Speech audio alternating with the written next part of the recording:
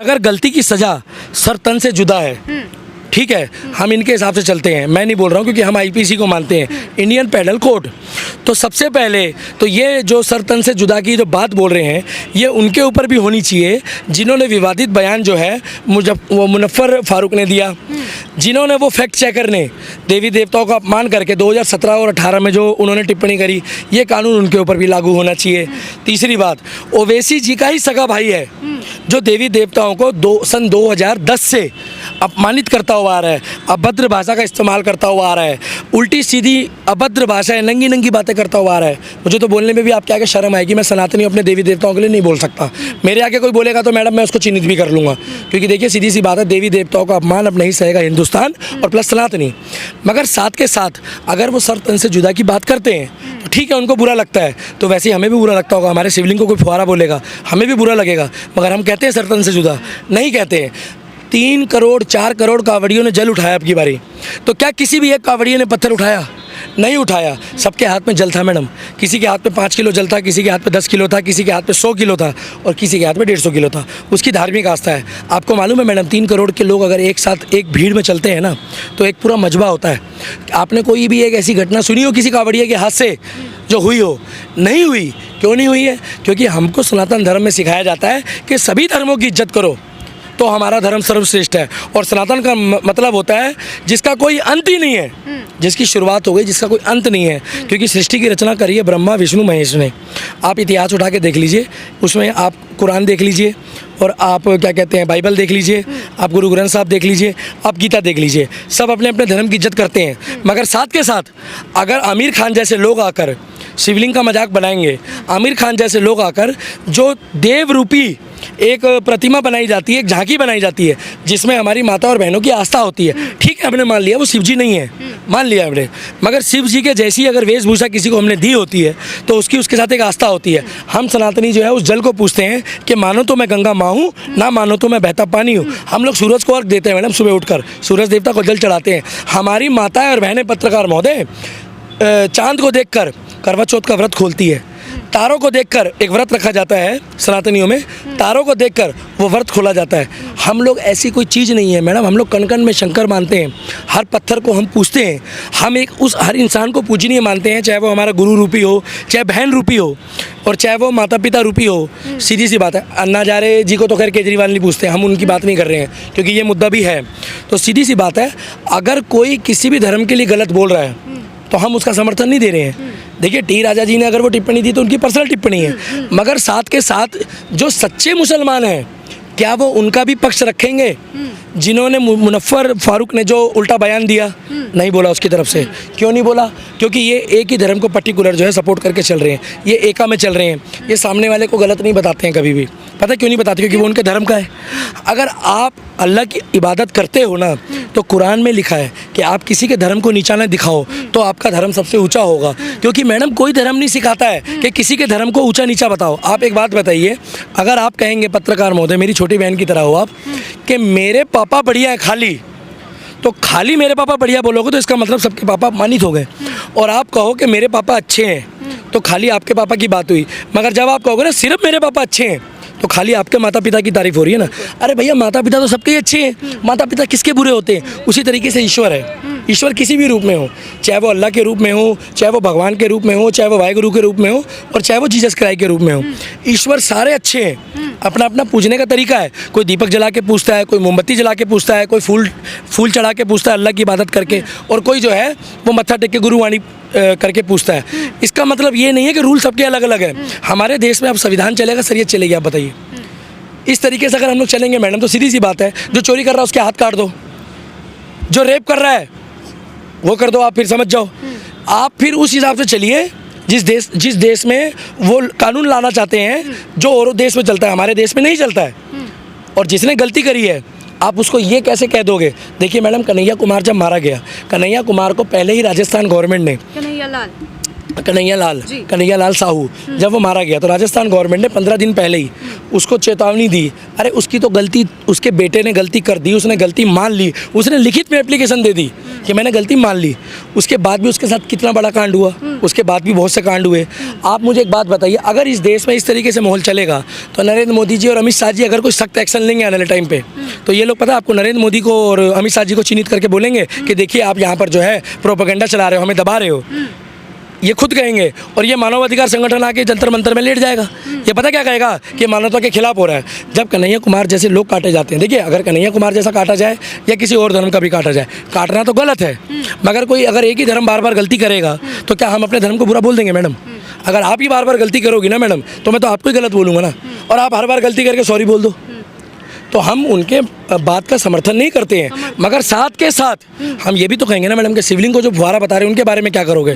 क्या हमारी कौम या हम सनातनी कहते हैं हिंदुस्तानी कि जो शिवलिंग को फुहारा बताएगा कि हम उसका सर तन से जुदा की बात करें? नहीं कहते हैं, क्योंकि ना तो हमारी गीता में लिखा है ना हमारी भगवत में लिखा है। हम ये कहते हैं कि जो गलत करेगा, बोए पेड़ बबूल के तो आम कहाँ से पाओगे। हम ये कहते हैं कि जो जैसा बोएगा वो वैसा काटेगा। हम ये कहते हैं कि जो भगवान को गलत कहेगा, अपमानित करेगा, उसका बदला भगवान लेगा। मगर हमारी सोच और हमारे विचार, हम ये नहीं कह रहे कि हमारा धर्म सबसे बढ़िया है, हम किसी को नहीं कहते हैं, मगर हमारा धर्म को मैं सिर्फ अपने लिए बोल रहा हूँ कि मैं अपने धर्म के लिए तो तारीफ कर सकता हूँ ना, मैं किसी के धर्म की बुराई नहीं कर रहा। जिस चीज़ में हमारी एक एक चीज़ में, मैडम ये जो लाइट जल रही है ना कैमरे में, हमारी इसमें भी एक आस्था है। आपको मालूम है जब ये लाइट का बटन दबता है ना रात को, तो हम सनातनी जो है ना मैडम ऐसे कान पकड़ के हाथ जोड़ते हैं कि हे ईश्वर सबके घर में दीपक जले। तो मैडम हम लोग तो मानो तो मैं गंगा माँ हूँ, ना मानो तो मैं बहता पानी हूँ। उस गंगा का पानी भी इतना पवित्र है जिसको आप 200 साल रख लो, 400 साल रख लो, 600 साल रख लो, मैं नहीं कह रहा हूँ, अमेरिका के साइंटिस्ट ने माना है कि ये पानी कभी ख़राब नहीं होता है। खराब नहीं होता है। अच्छा, बीच में एक सवाल रखना चाहूँगी, लगातार सनातन होने की, निष्पक्ष होने की आप बात कर रहे थे। देखिए इस बार टी राजा ने जो शब्द कहे हैं वो बेशक गलत है, लेकिन उनकी जो भावनाएं थी, उन्होंने बताया कि मैं पहली बार जो है ऐसे शब्द यूज़ कर रहा हूँ, उपयोग कर रहा हूँ। इस बार उन्होंने उपयोग किए, पहली बार तो सर तन से जुदा के नारे लग गए। जो कॉमेडियन मुनव्वर फारूक जिनकी वजह से ये सारी चीज़ें हो रही हैं, उन्होंने तो अपने हर वीडियो में देवी देवताओं का अपमान किया है, तब कोई आगे आकर उनके खिलाफ सर तन से जुदा के नारे नहीं लगाता। तो कैसे देख रहे हैं कि मतलब निष्पक्षता नहीं हो रही है, भेदभाव बहुत हो रहा है? मैडम आप मुझे एक बात बताइए, सबसे पहली बात तो ये है कि उन्होंने सस्ती टीआरपी के लिए एक हमारे धर्म को टारगेट करा, क्योंकि देखिए सबसे बड़ी गलती मैं अपने धर्म के लोगों को भी मानूंगा, क्यों उस मुनव्वर फारूक की गलती में उस हिंदू और उस मुसलमान की भी गलती है जो उस फीलिंग को वो हंस रहा था। देखिए देवी देवता का अपमान करने के बाद अगर किसी भी धर्म का बंदा हंस रहा है तो इसका मतलब वो गलत है, क्योंकि किसी के धर्म को टारगेट करना हंसना नहीं है। मैडम एक बात बताइए, हमारे देश में जो फटे हुए कपड़े पहन के घूमते हैं ना गरीब, देखिए इस लाइन को मत काटिएगा मैडम, क्योंकि ये मुद्दा देश से जुड़ा हुआ है, ये समाज से जुड़ा हुआ है। अगर हमारे देश में कोई गरीब आदमी फटे हुए कपड़े पहन के घूमता है ना मैडम, तो उसको गरीब बताते हैं, और जब कोई अमीर वो फटी हुई पैंट पहन के घूमता है तो उसको फैशन बताते हैं। अगर कोई गरीब आदमी नशा करता है तो उसको नशेड़ी बताते हैं, और जब कोई अमीर नशा करता है तो उसको उसका ऐप बताते हैं। ये मैडम लोगों ने माहौल बनाया हुआ है कि सस्ती टीआरपी के लिए कुछ लोग ऐसे हैं मुनव्वर फारूक की तरह, जो एक के चक्कर में सबको बुराई झेलनी पड़ती है।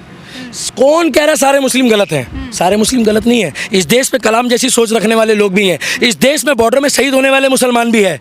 हम उनको भी वही दर्जा देते हैं शहीदों का जो हमें हिंदू को देते हैं, एक सिख को देते हैं और एक ईसाई को देते हैं। क्यों? कि जब वहाँ पर गोली चलती है ना पाकिस्तान से, तो वो गोली ये नहीं देखती है कि मैं हिंदू की सीना फाड़ूंगी या मुसलमान का फाड़ूंगी, सिख का फाड़ूंगी या ईसाई का फाड़ूंगी। वो ये कहती है कि एक भारतीय का सीना छन्नी करूंगी मैं। जो अल्लाह की इबादत कर कर बॉर्डर पे खड़ा होता है वो एक सच्चा मुसलमान है। मगर जो अल्लाह की इबादत करने के बाद किसी और धर्म की बुराई करेगा, आप किसी मौलाना से पूछिएगा, वो खुद कहेगा कि हमारे धर्म में ये नहीं सिखाया जाता है। मुनव्वर फारूक जैसे लोगों को मोदी जी को उठा के जेल में डालना चाहिए। ये वो लोग हैं जो देश में जहर फैलाना चाहते हैं, उन्होंने उचकाया है। उन्होंने पहले गलती करी, इन्होंने बाद में करी, दोनों को उठा के जेल में डाल दो। और जिन्होंने वो जो वो बनाते हैं, क्या नाम है, एक प्रोपेगेंडा चलाते हैं, जो 14 दिन के लिए न्यायिक हिरासत में गए थे, उनका क्या नाम है, जो वो बनाते फैक्ट चेकर, जुबैर, मोहम्मद जुबैर, उन जैसे लोगों को जेल में डालो। और अगर गलती से कोई हिंदू समाज में भी ऐसा काम कर रहा है तो जातिवाद की बात करो ही मत, उसको भी उठा के जेल में डालो। मगर साथ के साथ ये देखो कि पहली गलती किसने करी है। जिसने पहले गलती करी है ना उसको ज़्यादा सजा दो, और जिसने बाद में करी है उसको थोड़ी कम दो, कि आगे से लोग उस चीज़ को महसूस करें कि किसी भी धर्म को गलत ना बताइए। देखिए आमिर खान जी से हमारा कोई झगड़ा नहीं है, और किसी भी, देखिए मैं सलमान खान की तारीफ़ कर रहा हूँ, सबसे बड़ी बात देखिए, मेरी खासियत, मुझे किसी से तारीफ नहीं चाहिए। एक कहावत होती है मैडम, अगर मैं अच्छा हूँ ना तो मुझे किसी से सर्टिफिकेट नहीं चाहिए, क्योंकि हमें पता लगना चाहिए हम अच्छा काम कर रहे हैं। सलमान खान अगर गणेश जी अपने घर में विराजमान करते हैं, तिलक लगाते हैं, ढोल बजाते हैं, तो क्या देवबंद का मौलाना फतवा जारी करेगा? नहीं करेगा। क्यों नहीं करेगा? सुनिए, क्योंकि वो सलमान खान है, पैसे वाला है। मगर जब वहाँ पर एक लड़की ने शिव जी का गाना गाया जो अल्लाह का भी गाती है, उस लड़की, वो गरीब लड़की जिसके बेटे को छोड़ दिया उसके हस्बैंड ने, उस लड़की ने गाना गवाया, मेहनत करती है, नाच बहन है, मुसलमान हूँ, मतलब वो मुसलमान है, मैं हिंदू हूँ, अगर वो मुझे राखी भी बांधेगी ना मैडम तो मैं राखी बंधवा लूँगा। तो क्या उसके ऊपर फतवा जारी कर दोगे आप? नहीं। क्यों? क्योंकि हम चारों जने यहाँ, हिंदू मुस्लिम सिख ईसाई, ये भारत में एक साथ रहना चाहते हैं। मैडम ये एक लेंटर के ना 4 पिलर हैं, इनको बारी बारी से ना देश विरोधी गतिविधियों में लिप्त करके ना एक एक लेंटर को हटा के भारत को तोड़ने की साजिश चल रही है। इस साजिश में उन लोगों को चिन्हित करो जो देश को तोड़ना चाहते हैं। मैं तो कह रहा हूँ इनको उम्र कैद दे दो। पता क्यों? ये जब जब बाहर आएंगे ना ये जहर फैलाएंगे। ये कौन? रोकना चाहूंगी, माफ कीजिएगा, बीच में आपने साजिश की बात की, तो मुख्य आरोपी जो बताए जा रहे हैं सरतंज से जुदा नारे लगाने के, वो ओवैसी पार्टी के कॉरपोरेटर जाफर खान बताए जा रहे हैं। तो क्या लग रहा है कि आप साजिश की बात कर रहे थे? कोई साजिश के तहत ये नारे लगाने शुरू कर दिए गए थे?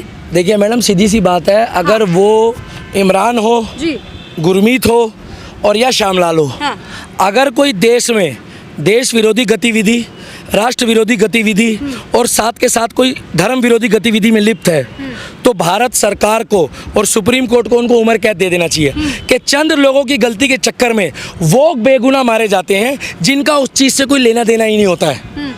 क्योंकि करता कोई है इस देश में और भरता कोई है। अरे इस नफरत की राजनीति में जो ये लोग बीज बोते हैं ना मैडम, इन बीज बोने वालों को चिन्हित करो ना। धर्म कोई सा भी हो, उठा के जेल डाल दो, और मैं तो कह रहा हूँ फांसी भी दे दो।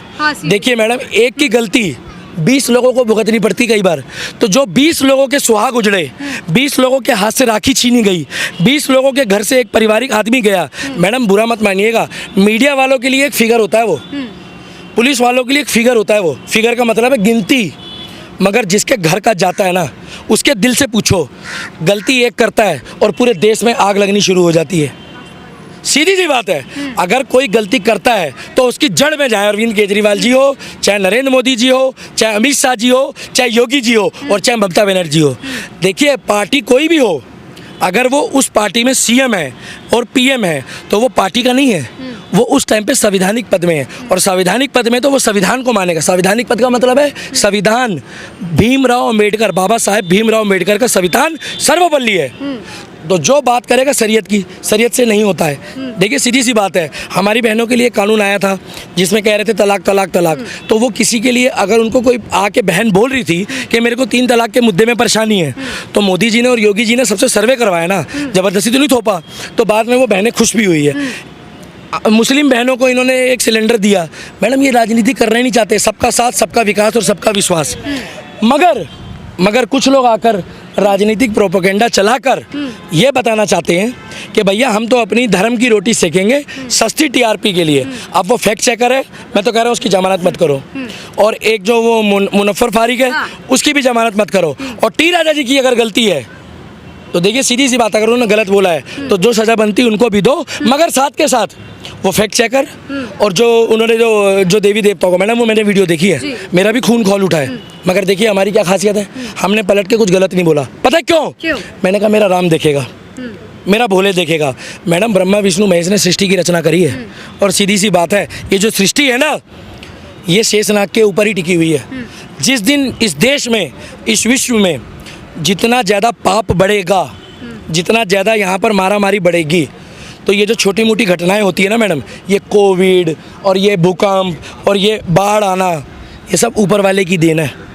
आप मुझे एक बात बताइए, छोटा सा उदाहरण दूंगा, उसके बाद टॉपिक ख़त्म कर दूंगा। जब एक बस खाई में गिरती है, उस बस में 60 लोग सवार होते हैं, मगर 60 लोग में से केवल बस वही, खाई वही, लोग वही, तो केवल 30 लोग क्यों मारे जाते हैं? मालूम क्यों? उनके कर्म, उनकी सोच, उनका अगला या पिछला जन्म का कोई ना कोई लोचा होता है।